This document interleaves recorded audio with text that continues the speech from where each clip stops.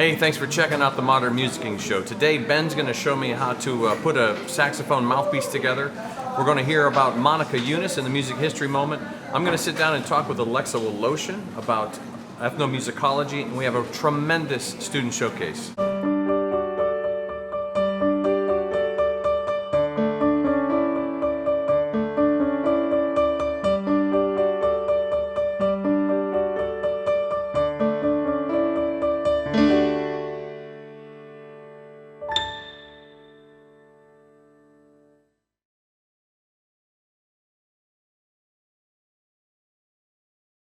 Today on Jacob Random Holmes, featuring Jacob Randall Holmes. Jacob, would you please play for me some music that describes the exact moment when your chewing gum loses its flavor?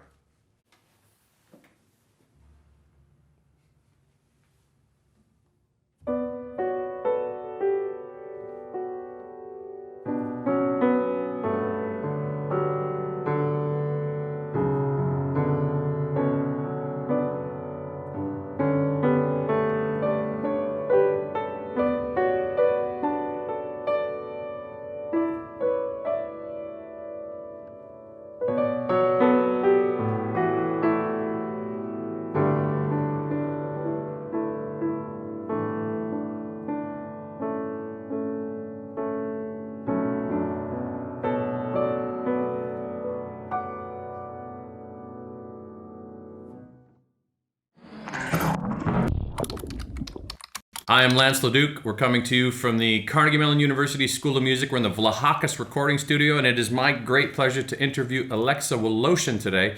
I've been very excited to talk to Alexa. Alexa is a new professor here at Carnegie Mellon. And now you're teaching a world music class. Yes. So are you trained as an ethnomusicologist as well? Or well, my degree is in musicology, but at the University of Toronto, where I did my PhD, ethnomusicology, musicology, and music theory were all together in one program. And so I did take courses in ethnomusicology, and I do some research in popular music and electronic popular music. Mm-hmm. And so I do have some experience in the methodologies of ethnomusicology, and based on some past teaching experiences, have gained knowledge on certain musical traditions in Asia and Africa and North America. No pun intended, but historically, when I was going through music school, it was a big emphasis on Western Europe, a bunch of dead white guys, and it was sort of easy in a way because it was finite. And now you're talking about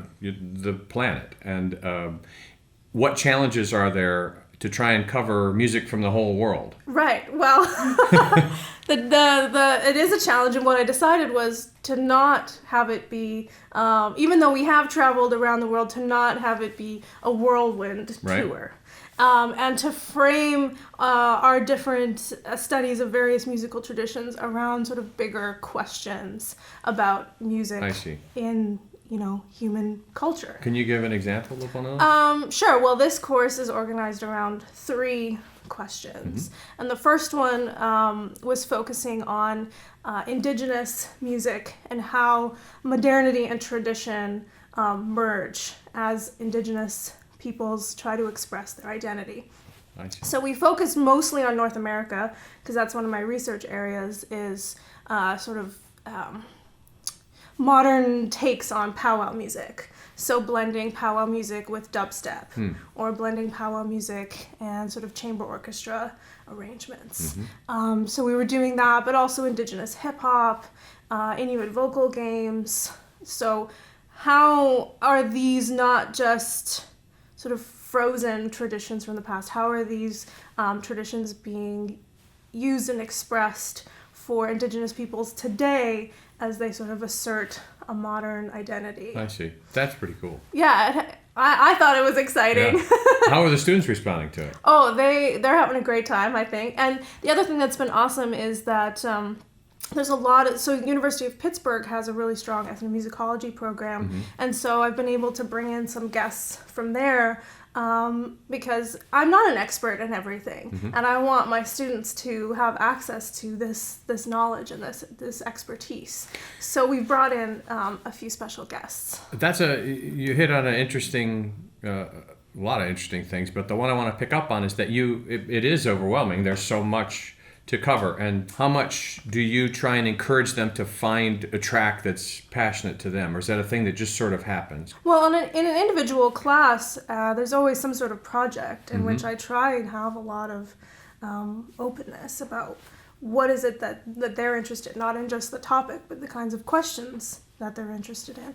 So, for example, in the world music class, the graduate students, because I have graduate and undergraduate students in this course, they have to do some sort of small ethnography project where they choose a musical tradition that there's people in Pittsburgh involved in this, and they have to reach out to those people and, watch rehearsals or in fact try and participate in those traditions. So, there's one student who is interested in gamelan, and the University of Pittsburgh has one kind of Javanese gamelan, a Sundanese gamelan ensemble. So she touched base with that director. In fact, she went to the first rehearsal and was told to play the gong because they needed a gong player. So, having them sort of think, what kind of musical tradition do I want to learn about, kind of get up close and personal with, and what they wanted to do was totally open. I was not going to dictate that. Well, thank you so much for sitting down. So on behalf of Alexa and me, Lance LeDuc, from the Vlahakis recording studio here at Carnegie Mellon University, thanks very much for watching. Today on Lance Learns to Play, I'm going to learn to play the saxophone. This is Ben Morris. Ben, what am I going to learn right now? Oh, right now we're just going to handle putting the instrument together. Let's go ahead and start with just the body of the saxophone. So this is an alto saxophone. Okay. There are 4 common ones, but the alto is probably the most common. It's kind of small and manageable. When you start in middle school, it's hard to reach the keys if it's a big saxophone. Oh, I see. The bigger the saxophone, the wider The wider the buttons are I see. apart, and also your arms have to reach a certain distance, kind of like reaching 7th position on the trombone. If you're small, it's just not really doable. So normally the way I do it is I'll take the body and I'll take the neck. This is the neck. It'll go right in the top here. So that's pretty simple, pretty straightforward, applicable to most instruments when they connect together. And I'll tighten the screw here. Okay. That's just to make a connection. It turns it into one piece, so the vibrations will travel from the neck and down. Probably the most difficult part is the mouthpiece, because there's 3 parts to it. You have the actual mouthpiece part, which is this. And what's that made out of? This is hard rubber. There are ones that are made out of bronze, copper, stainless steel. And the differences in materials will impact it how? Brighter sound, darker sound. It's also very malleable, can be refaced, fixed, cheaper to produce. What's refaced mean? The facing of the mouthpiece has to do with where the reed actually goes, which this is the table, the flat part.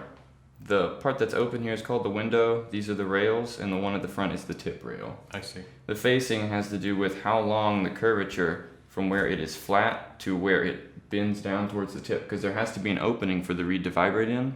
The facing is how long that taper down to the tip is. I see. And then the tip opening will be how far away from the actual tip rail the reed is. And all of those variables will affect the sound. Will affect the sound to a certain degree. However, a lot of players that have played for a long time, one that comes to mind is Dale Underwood, will switch mouthpieces and sound the exact same. It takes your body a while to adjust, but sooner or later, if you have a very definite sound concept, you'll find a way to make that sound on pretty much any setup. I have some good Dale Underwood stories, but they're not appropriate. They're for this probably show. not. I'd say most of them aren't. But the next part is the ligature, and literally the only thing this does is hold the reed to the mouthpiece. And this is made of leather? Yeah, it's kind of like a leather. It's kind of like vinyl. It's probably more like pleather? vinyl. Yeah, pleather. That nice pleather. There's a lot of different ligatures out there. Would you say that what you're holding now makes a bigger impact on the sound than does the body and neck of the instrument? You have to have a good saxophone to do some next level playing, things that are very difficult. The saxophone can't be holding you back at all. This is a professional instrument. There are a lot of student ones that are also very good, but if you're even a professional instrument that's not well maintained, will inhibit you from doing what you need to do. Oh. So that's first and foremost. You need an instrument that will not hinder you, and it's also well maintained. I see. Yeah, absolutely. So I have selected things that enable me to make the sound I want as easy as possible. Let's stay with that for a second. How did you decide how you want to sound? It happened a little later than it probably should have. I was a junior in my undergrad, and my professor looked at me and was like, "You don't know what you want to sound like, do you?" I said, "No, I want to sound like a saxophonist, but saxophonists have so many different sounds. I mean, specifically, this instrument is able to produce so many different sounds. I went on a journey of just listening to so many different saxophonists. And I think what I've come up with is a blend of several of my favorites. Dale Underwood is definitely in there somewhere, but I'm no more any one person, I think, than any other. So the final piece of this puzzle, which is actually the most difficult and is something that people who have not played the saxophone very long will definitely, I even tell my students, there will be casualties. You will kill reeds unintentionally. I'm actually using a plastic reed because reeds die all the time. A plastic reed is just more durable, I assume? Yeah, they last a little longer, and cane reeds are very susceptible to temperature change in humidity.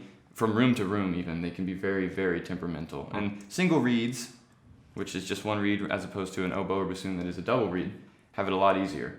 We don't have to make our own, we can buy them and they're pretty usable. But, eliminating all the factors, all the variables that could influence my performance other than myself is something I'm into. And the plastic reeds don't change with the temperature and such. So, and they make a good sound now. I mean, the technology is advanced to the point where we make good sounds with plastic reeds. So. I see. I always teach it this way. There's a lot of middle school band directors out there that say to put the reed on the mouthpiece first and then slide the ligature over this. The one obvious problem I see with this is that a kid in 6th grade doing this motion is going to hit the tip of this reed 9 times out of 10. And the tip is very fragile, especially on a cane reed. You do it once and it's chipped. Brand new reed's chipped. Tragedy. A tragedy. Well, Let's have a moment of silence. Okay, so I always put the ligature on first. I take the reed and I slide it down into the ligature, so it's already preset.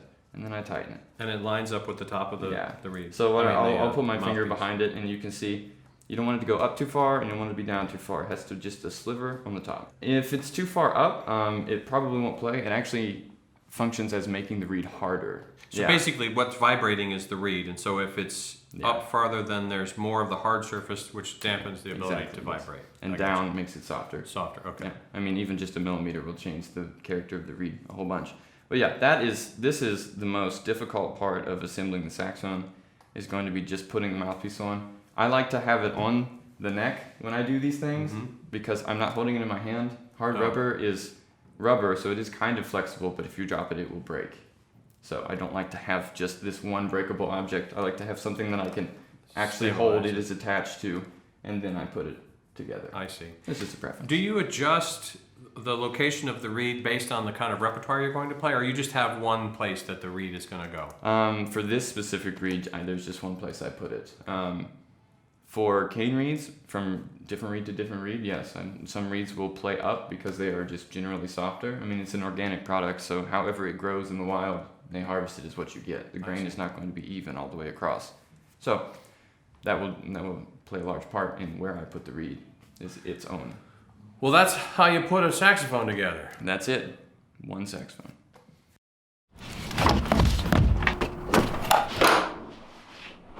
And now it's time for another music history moment. Monica Yunus is an American operatic singer. She has won many competitions and performed several amazing opera companies throughout her career. She was born in Bangladesh and grew up in New Jersey, where she started learning the classical voice formally at age 11. She fell in love with classical music while she would sing in her family's Russian Orthodox church and continued to sing ever since. She can speak and write fluently in Italian, Spanish, German, French, Russian, and other Slavic languages. She's the co-founder of Sing for Hope, which is an organization dedicated to bringing arts advocacy and programming to cities all over the country. From nursing homes, hospices, and treatment centers to young, struggling students learning the joy of creative expression, to struggling neighborhoods all around the country, Sing for Hope brings music and the arts to parts of life and the world where people might not otherwise have it. Sing for Hope advocates that art empowers a better future for everyone. With a strong foundation on education, creativity, and innovation, Sing for Hope is an incredible organization that wishes to help students of all backgrounds and learning disabilities. Yeah, it's learning abilities. Can I start over? That was a music history moment. Oh no. We're keeping that. No, we've got to keep it. No. We're keeping Yeah, it. that's totally.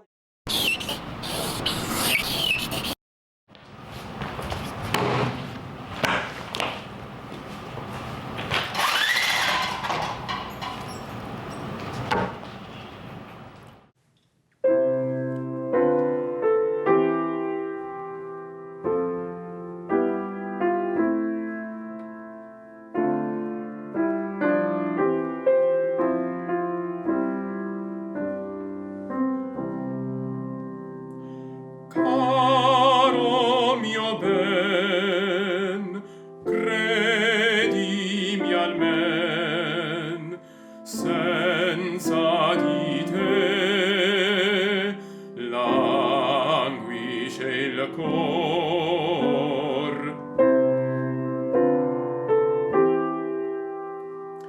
Caro mio ben, senza di te languisce il cor.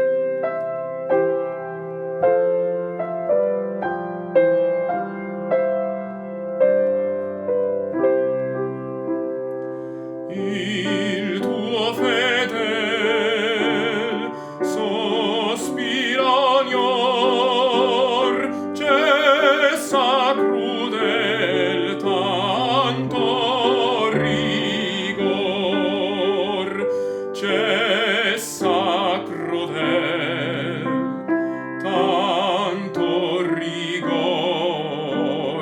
tanto rigor. Caro mio ben, credimi almen, senza di te languisce il cor. Caro mio ben, credimi almen, senza di te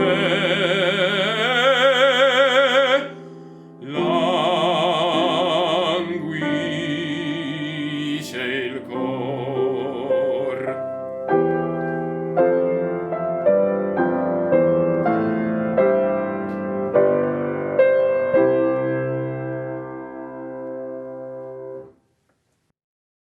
Knock knock. Smell mop. Nope. Abby got me with that one the other day. I'm not falling for it. You can find out more information about the music program at for French and Snuggle.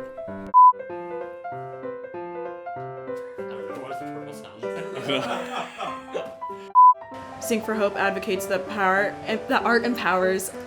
God, I'm sorry. Hey. Okay. Sure. It's not really relevant.